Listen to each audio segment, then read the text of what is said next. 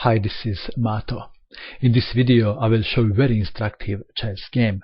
This is the game between Mikhail Tal and Mogrev that was played in Uppsala in 1956. Where is Uppsala?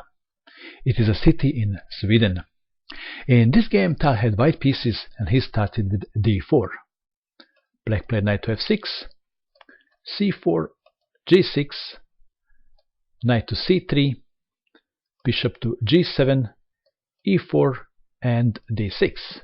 We have King's Indian defense. And now Tal played f3 and we have Samisch variation of King's Indian defense.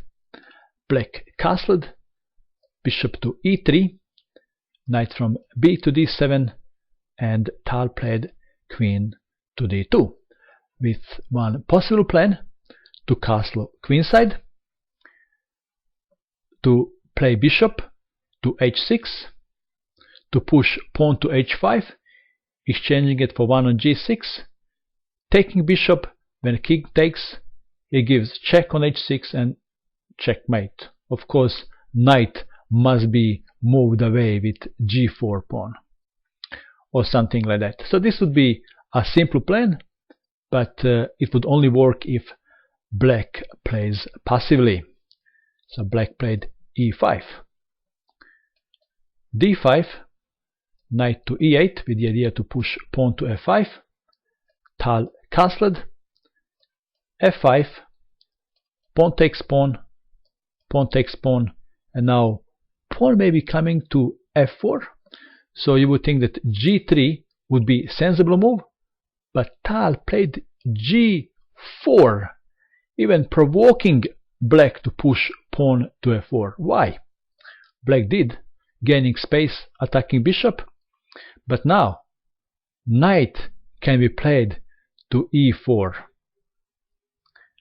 Black played a5, bishop to d3, knight to c5, and now black was pleased that his knight is well placed on c5, b4 can't be pushed, and he thought that Tal would value his bishop so much that he would never take knight, but he was wrong.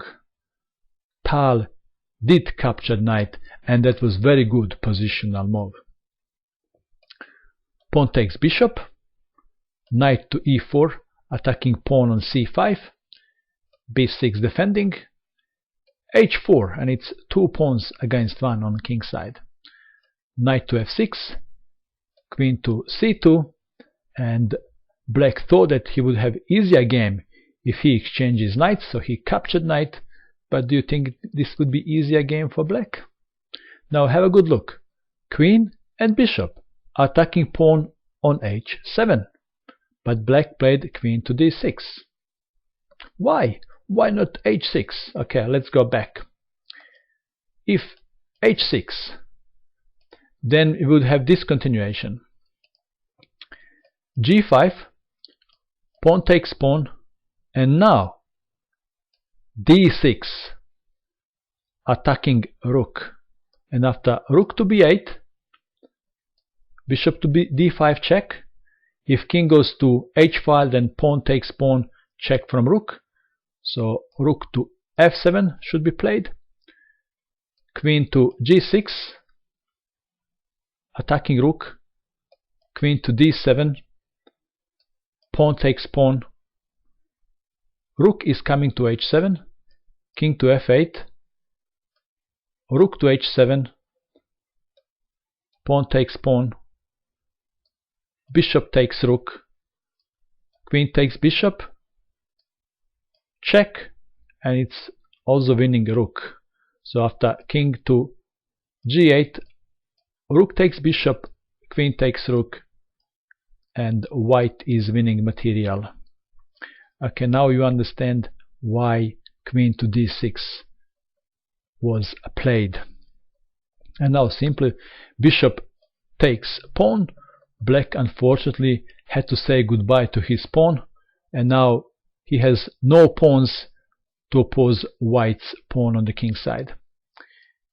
King to h8, bishop goes back, a4, and in this position Tal made a move and black resigned. If you wish, you can pause this video and you can try to find that move. It's nothing extraordinary, it is just good positional move. Are you ready to see it? The move was G5. Black didn't see any defense against these 2 pawns coming down on his king.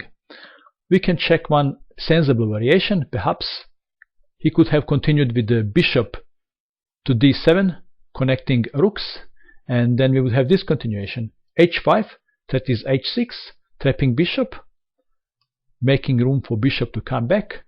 h6, bishop to f8, g6, that is pawn to g7, bishop to e7, g7, king to g8, queen to g2, that is h7, check, king to f7, h7, perhaps queen to f6, and in this position white can play pawn to h8, or maybe even better, pawn to d6, attacking bishop and rook.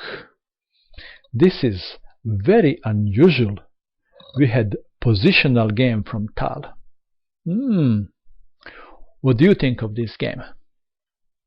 And that is all. I hope that you enjoyed watching this video. I wish you good luck with your chess, and bye for now.